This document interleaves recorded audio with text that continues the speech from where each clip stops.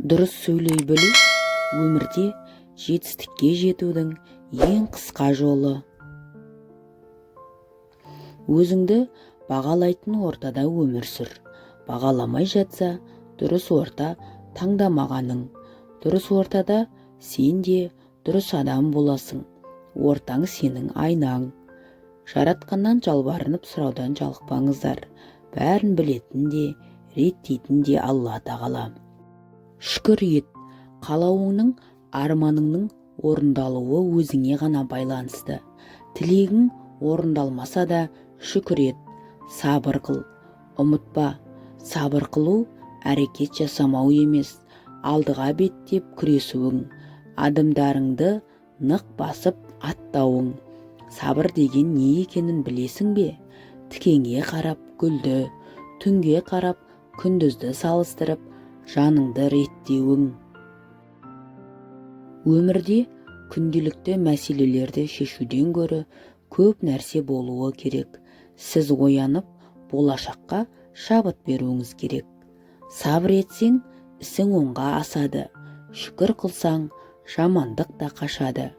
Барыңа шүкір ет, жоғыңа сабыр ет.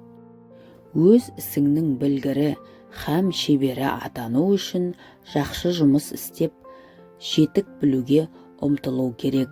Қандай әрекет жасап, қандай іс істер болсаңыз да, игілігін көріп, рахатына бөленуді мақсат тұтқан жөн. Еріншектік күллі дүниедегі өнердің дұшпаны.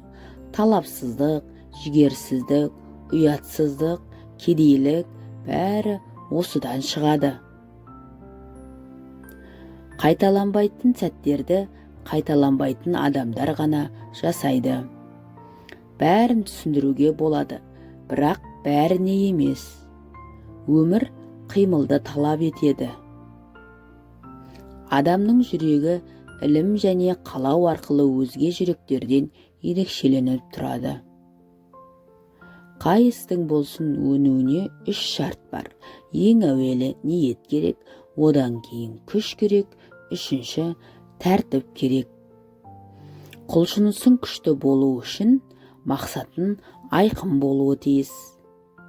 Білмеген мін емес, білместікке көнген мін.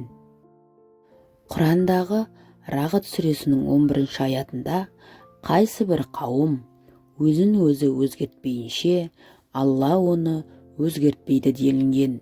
Яғни, адамның жақсы жаққа өзгеруінің негізі өзі екендігі ескерілген. Сен өзгерсең, Алла сенің өміріңді өзгертіп бастайды. Бұл Алланың өмірге қойып қойған заңдылығы, қатып қалған заңдылық. Өзгерісті өзіңнен баста. Бұл өмірде барлығы оңай әрі жеңіл. Әркімнің өмірі өз қолында. Күнде егер біз оянсақ, демек біз жаңадан өмірге келдік.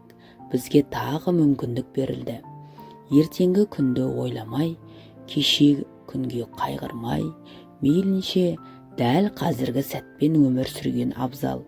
Раббымыз Алла тағала мен сендерден ертеңгі күннің ғибадатын сұрамағандай, сендер де ертеңгі күнге қам жемеңдер деген.